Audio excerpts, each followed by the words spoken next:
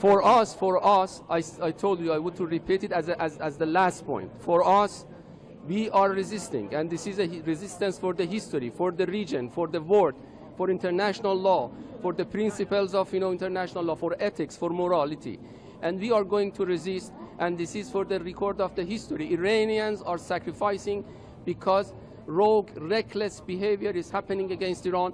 This is what we are doing. For the other side, I don't know, you have to ask them, but I think the moment they stop the aggression, we are going to have a new dynamism in the region. Thank you very much.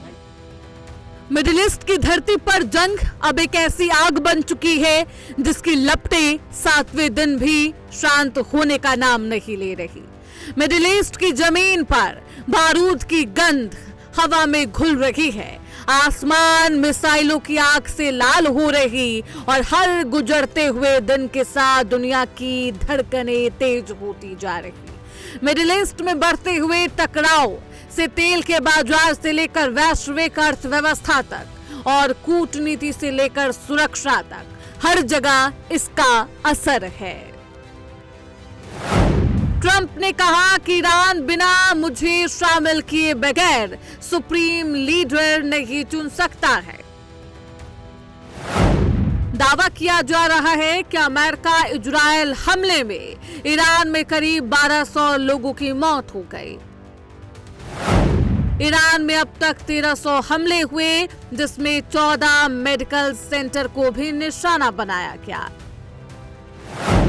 Iran में कई जगह पानी, बिजली supply ठप है। Israel ने Iran के 300 missile launcher तबाह किए। ईरान का दावा है कि कुवैत, बहरीन और यूएई में 20 अमेरिकी बेस को नुकसान पहुंचाया गया।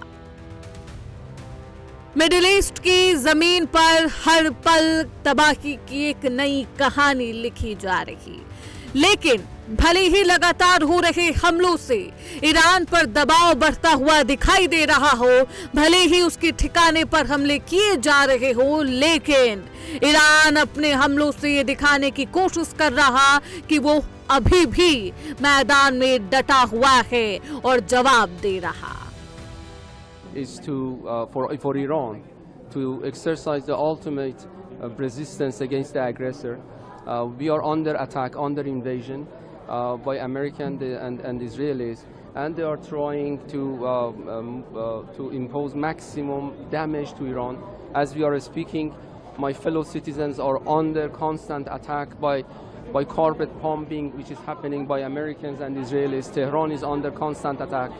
And we have no option just to resist to the last bullet that we do have and to the last soldier that we do have.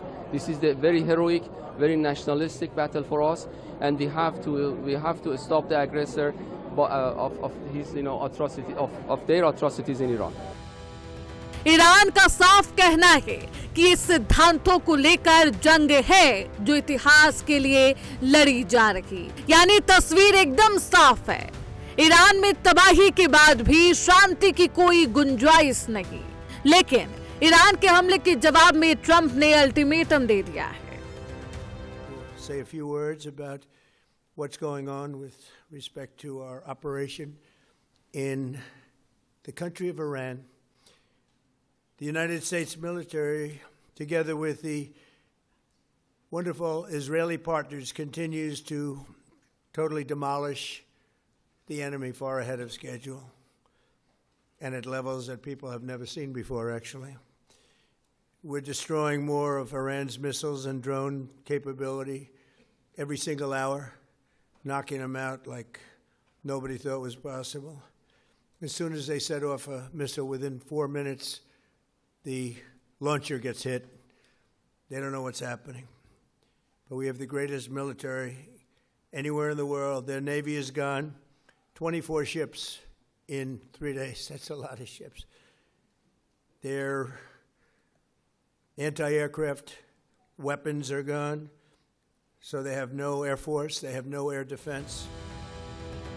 जंग के 7 दिन पूरे हो चुके हैं, लेकिन अब भी ट्रंप के बयान बता रहे हैं कि ईरान के ऊपर हमले जारी रहेंगे।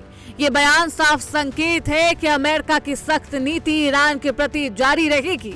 हालांकि इस जंग का असर अब सिर्फ युद्ध के मैदान तक ही सीमित नहीं, इसका असर पूरी दुनिया की अर्थव्यवस्था और राजनीति पर होगा, क्योंकि तबाही की तस्वीर अब लोगों को परेशान कर रही।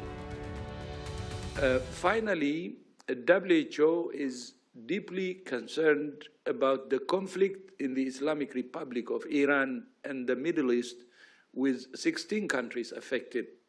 So far, almost 1,000 deaths have been reported in Iran, 50 in Lebanon, 13 in Israel, and 11 in other Gulf countries. In addition, WHO has verified 13 attacks on healthcare in Iran and 1 in Lebanon. Under international humanitarian law, healthcare must be protected and not attacked. The conflict is also causing significant displacement. So far, an estimated 100,000 people have left Iran, and in Lebanon, more than 60,000 people have been displaced, and at least 1 million people may be on the move following evacuation orders in the south. WHO के अनुसार इस युद्ध में health sector को खास तौर पर निशाना बनाया जा रहा, जो किसी भी देश की अर्थव्यवस्था के लिए एक बेहद अहम सेक्टर माना जाता है। इसके साथ साथ मिडिल ईस्ट के जंग का असर तेल के ट्रेड पर भी देखा जा रहा, क्योंकि कई देशों की एनर्जी की नसें समुद्र के हॉर्मुज स्ट्रेट वाली नली के रास्ते से होती हुई गुजरती है, और ऐसा दावा भी किया जा रहा कि ये रास्ते अब बंद कर दिए गए। हालांकि ईरान ने इन दावों को खारिज करके दुनिया को राहत दे दी है। यानी जिस रास्ते से दुनिया की 20% तेल गुजरती है, उस हॉर्मुज स्ट्रेट से व्यापार की लाइन चालू है, लेकिन हॉर्मुज के इस रास्ते से जहाजों की आवाजाही बंद होने से भारत के सामने क्रूड का संकट भी है, जिसके चलते तेल के दामों में बढ़ोतरी की कयास है। अमेरिका का कहना है कि ईरान ग्लोबल एनर्जी मार्केट को बंधक बनाने की कोशिश कर रहा, इसलिए ईरान तेल के भंडार वाले सभी देशों को निशाना बना रहा। लेकिन इस दबाव को कम करने के लिए अमेरिका ने रूस से तेल लेने के लिए भारत को 30 दिनों की छूट दे दी। यानी अब भारत के लिए तेल से टेंशन की संभावनाएं दूर हो गई है। भारत में पेट्रोल डीजल के दाम बढ़ने का संकट फिलहाल नहीं है, क्योंकि भारत को रूस से कच्चा तेल खरीदने की शर्तों के साथ छूट मिली। अमेरिकी ट्रेजरी विभाग ने भारतीय रिफाइनरियों को 30 दिन का स्पेशल लाइसेंस दिया। ये लाइसेंस 3 अप्रैल तक वैलिड रहेगा। ग्लोबल मार्केट में तेल की सप्लाई को स्थिर रखने के लिए छूट दी गई है। अमेरिकी छूट से सप्लाई चेन को मैनेज करने में मदद मिलेगी। बताया जा रहा है कि इससे भारत तत्काल 15 मिलियन बैरल से ज्यादा तेल खरीद सकता है। इससे फिलहाल भारत की रिफाइनरी कंपनियों को राहत मिल गई है। दरअसल भारत के लिए रूसी तेल की खरीद बेहद फायदेमंद साबित होती है, क्योंकि रूस भारत को बेंचमार्क कीमतों से डिस्काउंट पर तेल ऑफर करता है। ऐसे में सस्ता तेल मिलने से महंगाई भी काबू में रहती है। यानी अगर इस युद्ध के बीच स्ट्रेट ऑफ हॉर्मुज से सप्लाई रुक भी जाती है, तो रूस भारत के लिए एक सुरक्षित विकल्प है। यानी ग्लोबल मार्केट में कच्चे तेल की कीमतों में आई उछाल के बावजूद भारत में फिलहाल पेट्रोल और डीजल की कीमतों में कोई उछाल आपको देखने को नहीं मिलेगी, और इसकी कोई संभावना भी नहीं है। Bureau report, prime.